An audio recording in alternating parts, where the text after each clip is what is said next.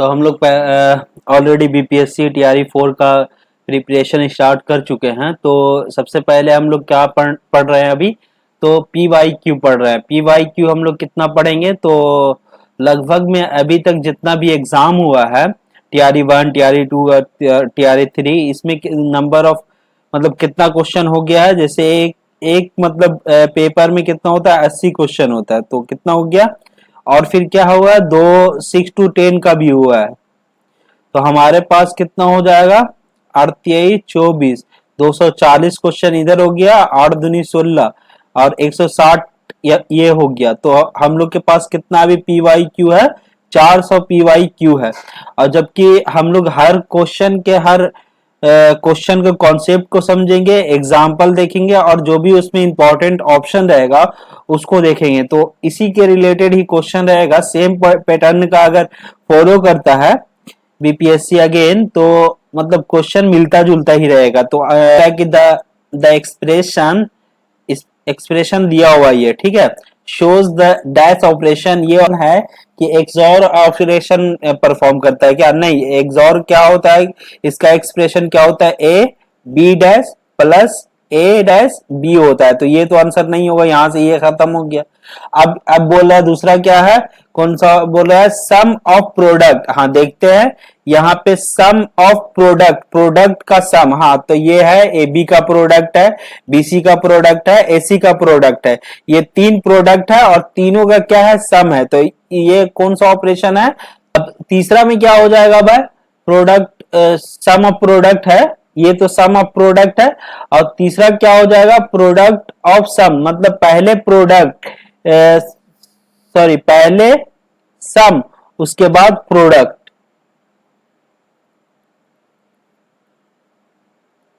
ये हो जाएगा क्या, प्रोडक्ट ऑफ सम।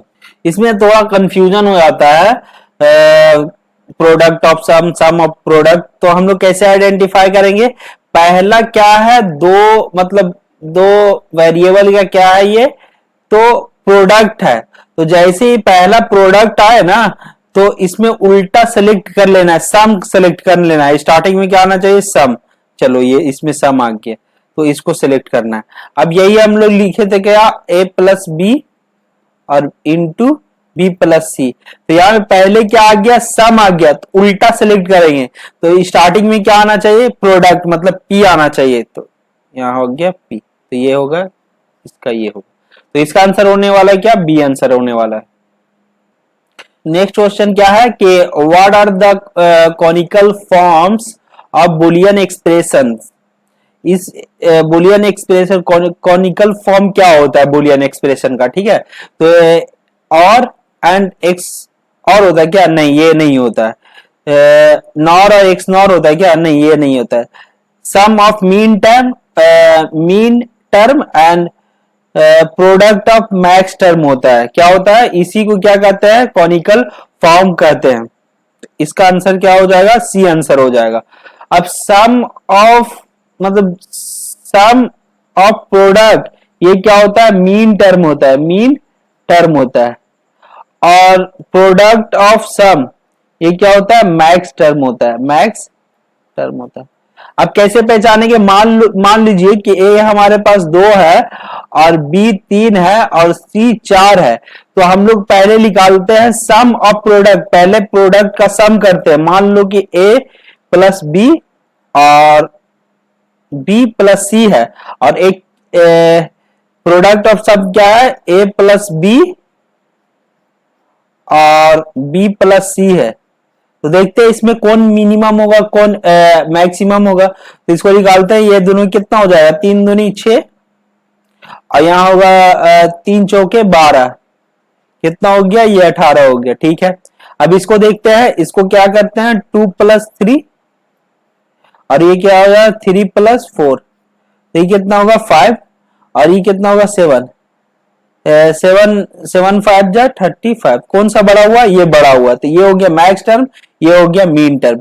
तो कभी भी है ना, प्रोडक्ट ऑफ सम जो होता है वो मैक्स टर्म होता है, और सम ऑफ प्रोडक्ट ये क्या होता है, मीन टर्म होता है।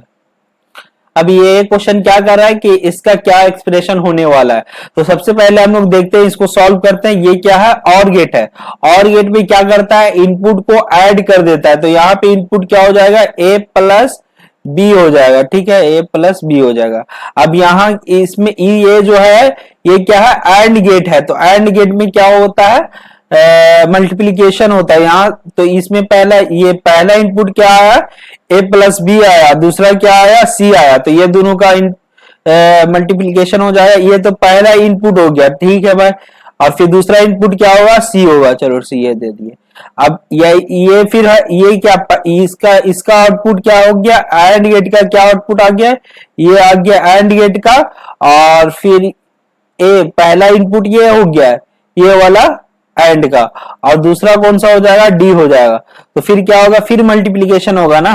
तो फिर ये तो पूरा क्या हो गया, पूरा ए हो गया, और फिर इंटू बी, मतलब बी जो आ रहा है, दूसरा जो इनपुट आ रहा है क्या है, डी है। फिर यहाँ क्या आएगा, फिर यहाँ ये पूरा का पूरा आएगा एज ए इनपुट ये वाला, और फिर यहाँ क्या हो जाएगा, ई हो जाएगा।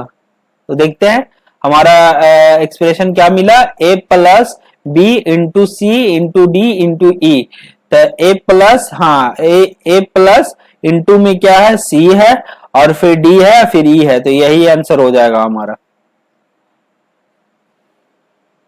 नेक्स्ट क्वेश्चन है कि to display the time in the railway station which digital circuit is use. कौन सा डिजिटल सर्किट हम लोग यूज करते हैं रेलवे में, जो टाइमिंग हम लोग देखते हैं ना, टाइमिंग वाला जो घड़ी रहता है, तो वो कौन सा सर्किट का यूज करता है। तो वो 7 सिगमेंट डिकोडर यूज करता है। 7 सिगमेंट डिकोडर कैसे, देख लेते हैं। ये हो गया 1 2 3 4 5 6 7, 7 सिगमेंट है, 7 सिगमेंट है, और ये क्या है, डिकोडर है। तो कौन सा यूज करता है हमारा, 7 सिगमेंट डिकोडर। तो इसका आंसर क्या हो जाएगा, ए आंसर हो जाएगा।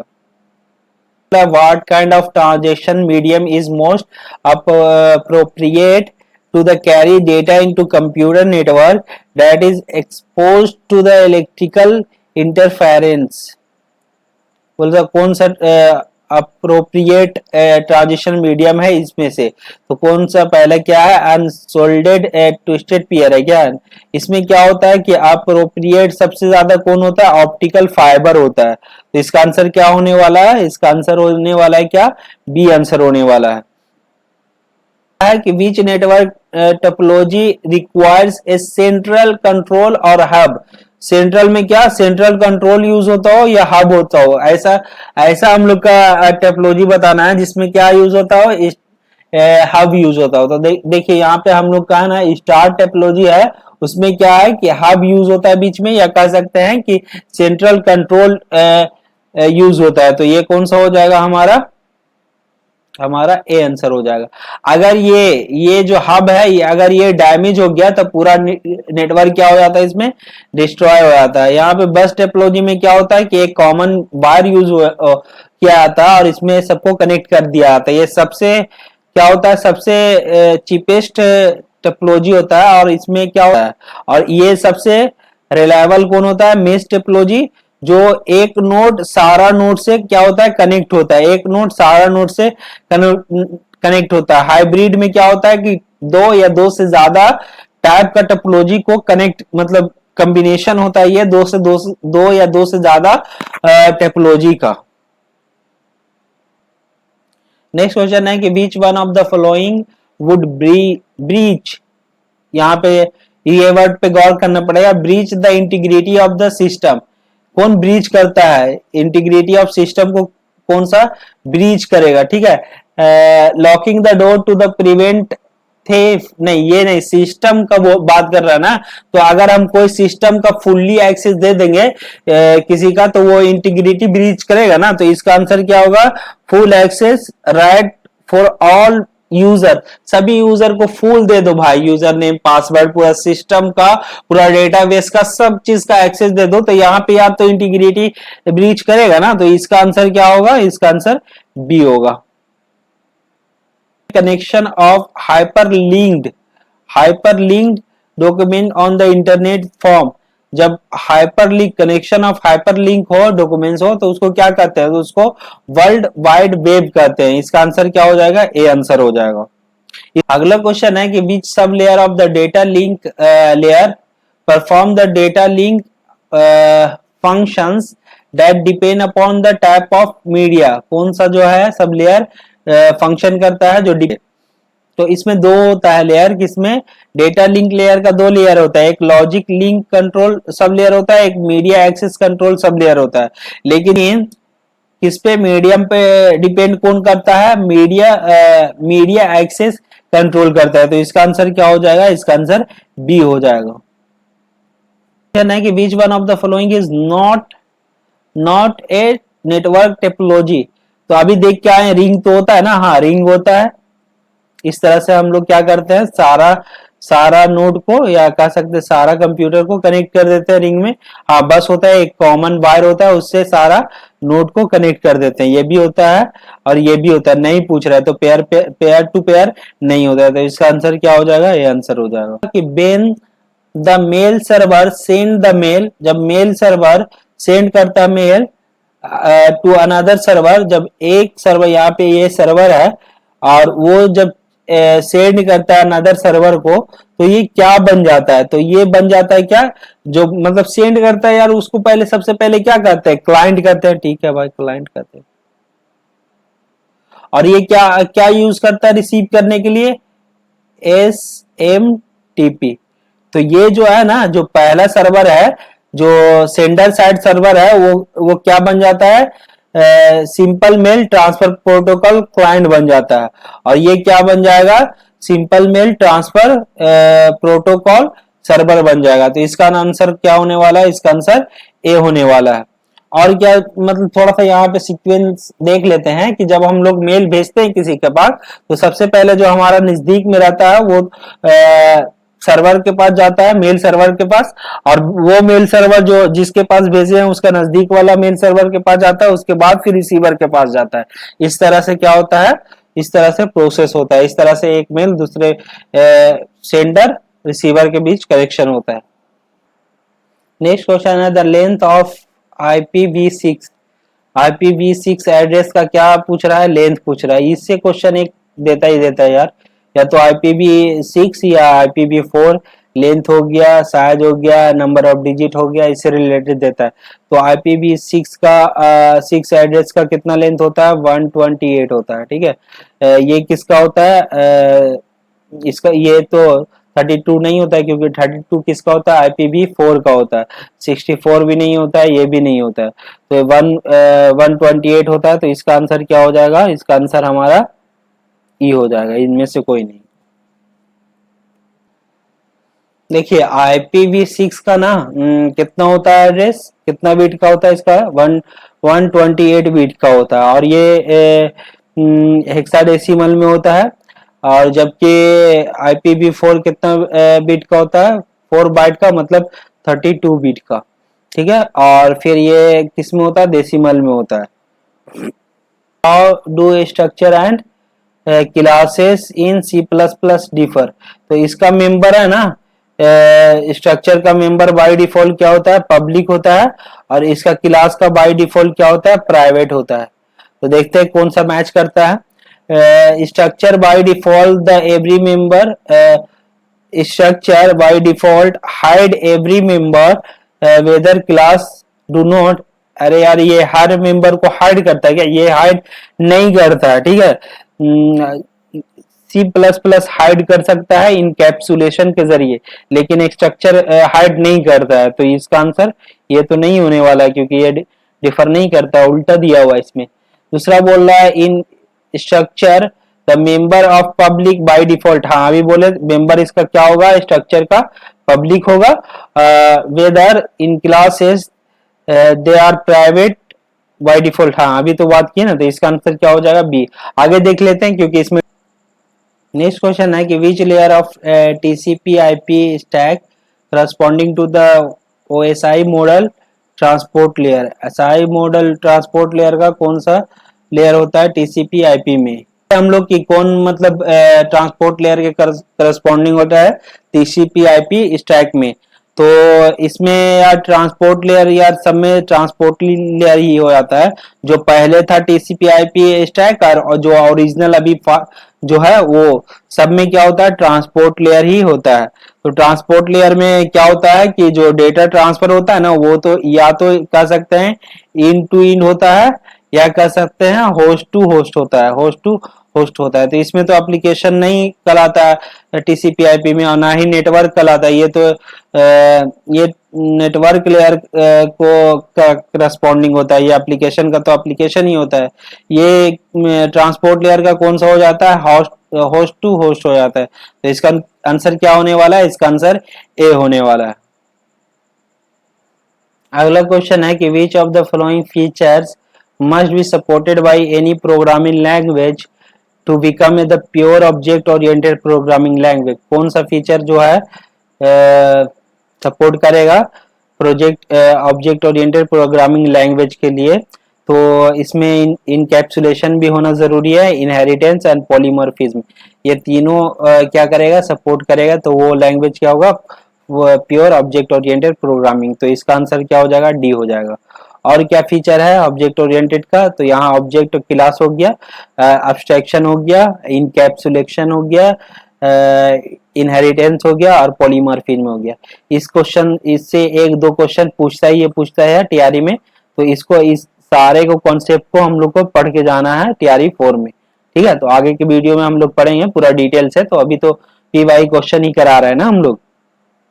यह क्वेश्चन क्या बोल रहा है कि which one of the following is the correct definition of is array. Is array का डिफिनेशन क्या है, इज एरे फंक्शन क्यों यूज करते हैं? तो इज एरे फंक्शन यूज करते हैं ना कि कोई वेरिएबल वो एरे टाइप है या नहीं है, वो सिंपल वेरिएबल है या एरे है। तो चेक करते हैं क्या है इसमें। It check that the specify the variable is of the array और नॉट। गिवन जो एरे है वो वेरिएबल जो गिवन है वो एरे है या नहीं है, वो यही तो डिफाइन करता है इज एरे। तो इसका आंसर क्या हो जाएगा, इसका आंसर ए हो जाएगा। It check that the specify array is single dimension, नहीं। It check that the specify array of multi dimension होना, ये नहीं, ये इसका ये होता है, वेरिएबल को चेक करता है कि हाँ ये एरे है या नहीं है। Following statement is correct about the class. Class का डिफिनेशन ये देगा यार कि क्या मतलब क्लास से रिलेटेड कौन करेक्ट है, देखते हैं। An object is instance of class, हाँ ये डिफिनेशन ही है ऑब्जेक्ट का कि ऑब्जेक्ट क्या होता है, इंस्टेंस ऑफ क्लास होता है। तो ये तो सही होगा। आगे देखते हैं, a class is an instance of its object, नहीं ये क्लास का डिफिनेशन नहीं होता है। क्लास क्या होता है, ब्लूप्रिंट ऑफ ऑब्जेक्ट होता है, तो ये नहीं होगा। और बोल रहा है कि an object is a data type, नहीं डेटा टाइप का इंस्टांस नहीं होता, ये क्लास का इंस्टांस होता है। तो इसका आंसर क्या हो जाएगा, इसका आंसर ए हो जाएगा। बोल रहा है कि which of the following statement is true about the C++ programming language. C++ programming के लैंग्वेज के संदर्भ में कौन सा क्या है, करेक्ट है। तो देखते हैं सबसे पहले। तो in C++ both static and dynamic type checking are allow, हाँ इसमें डायनेमिक और स्टैटिक दोनों टाइप चेकिंग होता है, तो ये अलाउ करता है, तो ये तो सही होगा। दूसरा देखते हैं, in C++ member function are allowed to be the a type of constant, नहीं ये अलाउ नहीं करता है। नेक्स्ट बोल रहा है इन C++ dynamic checking is allow, already इसमें दिया हुआ है तो इसका कोई मतलब नहीं हुआ है, एक ही में दिया हुआ है, तो इसका आंसर क्या हो जाएगा, इसका आंसर ए हो जाएगा।